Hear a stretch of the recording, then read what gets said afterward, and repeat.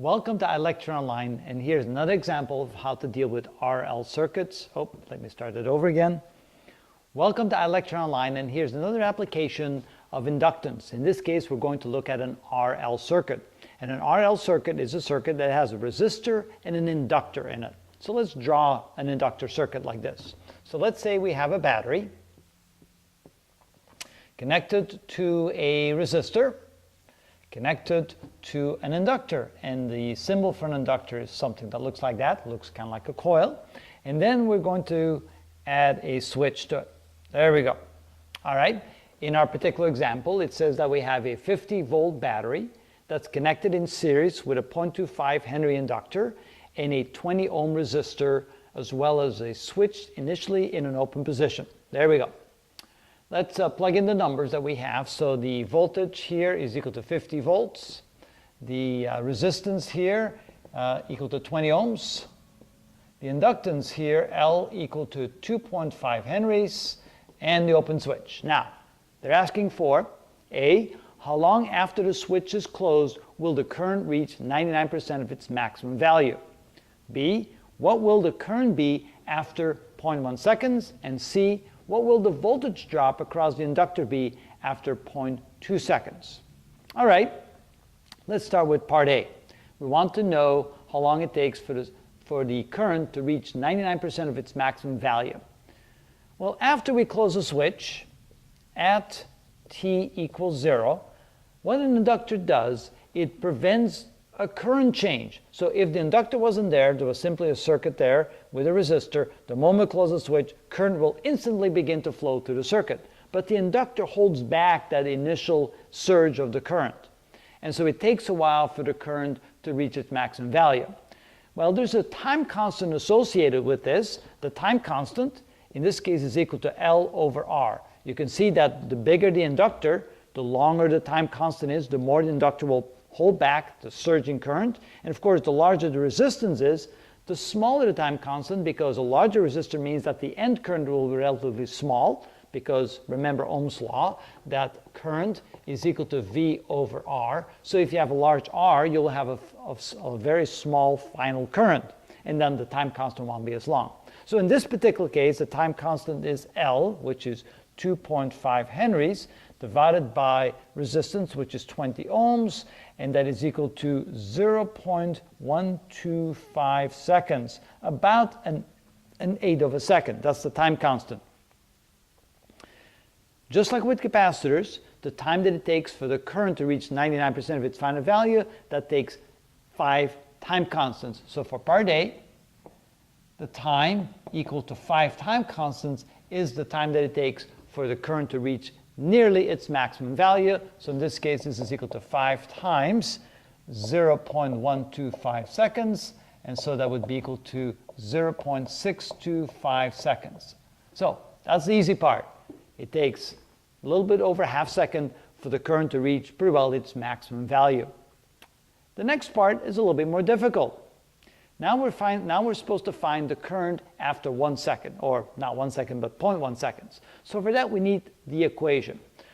So remember that just like with capacitors, when inductors are in a circuit, the current will not immediately go to its final value. If this is the final value of the current, then the current will increase just like that, just like the increase of a charging capacitor.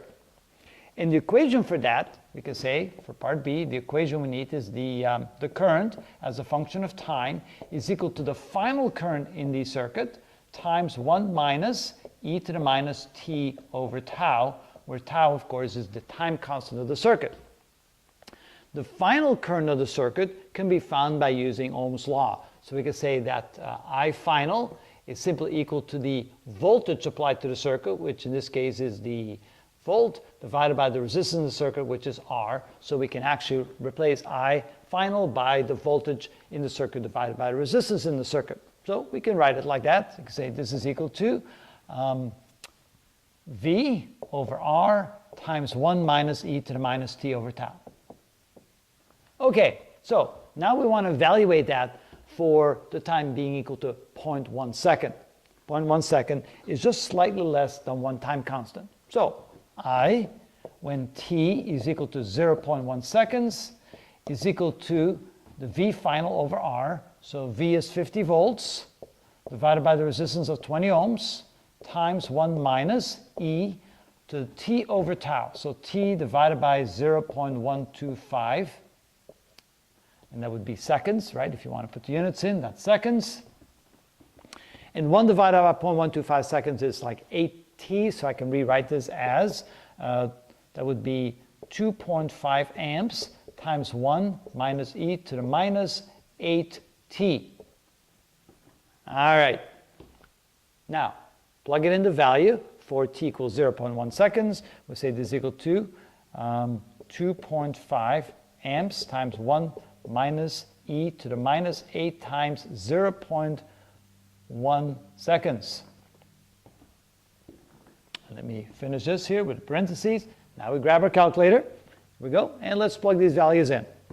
So we got 0.8 negative. We raise that to the exponent. And then we subtract that from 1. And then we multiply that times 2.5, but let me plug in what we have so far. That's 2.5 amps times 0.55.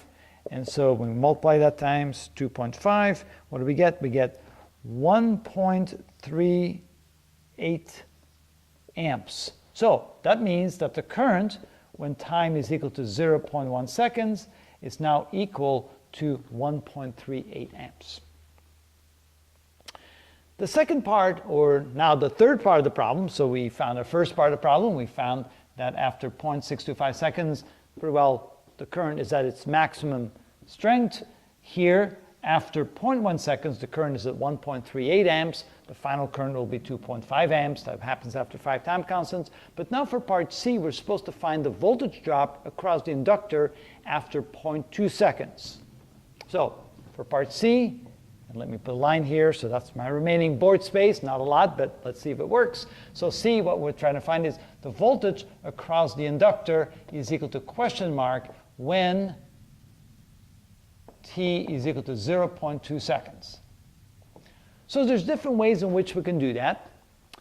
The simplest way would be to use, let's say, Kirchhoff's rules and go around the circuit and say the voltage drop or the sum of the voltages around the circuit should add up to 0. So starting at any given point and then first going across the battery, we can say that using Kirchhoff's rules that the voltage across the battery plus the voltage drop across the resistance, that would be a negative, right? Negative voltage drop, that would be minus I times R.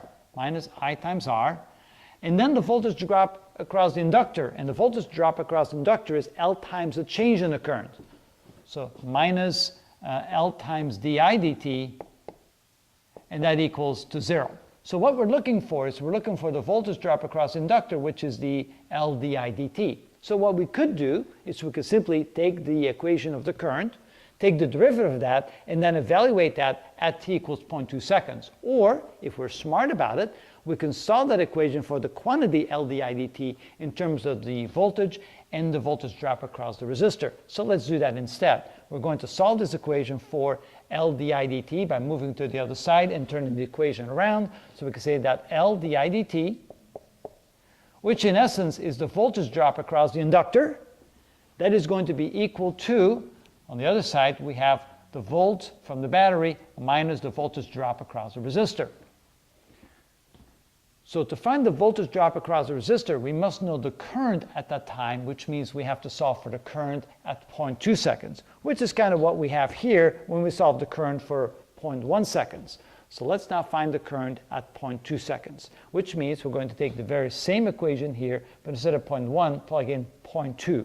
So as a quick sidestep, we can say that the current when t is equal to 0.2 seconds is equal to what we had before, which is 2.5 amps, which is the final current when the inductor no longer opposes the change in the current, times 1 minus e to the minus 8 times 0.2 seconds. And that will give us the current that we can plug in here because we want to find out what the voltage drop across the resistor is at that moment in time. All right, plugging that into the calculator, we have, that would be 0.2 times 8, which is minus 1.6. 1.6 minus, use that as the exponent of E. So that gives us 2.5 amps times, oh, then we have to subtract that from 1. That's better. So we have 2.5 amps times 0.798. So multiply times 2.5, and that gives us almost exactly 2 amps. Close enough. We'll just round it off to 2 amps. All right, so now we know the current at t equals to 2 seconds, which means we can now find the voltage drop across the inductor at 0.2 seconds. So L di dt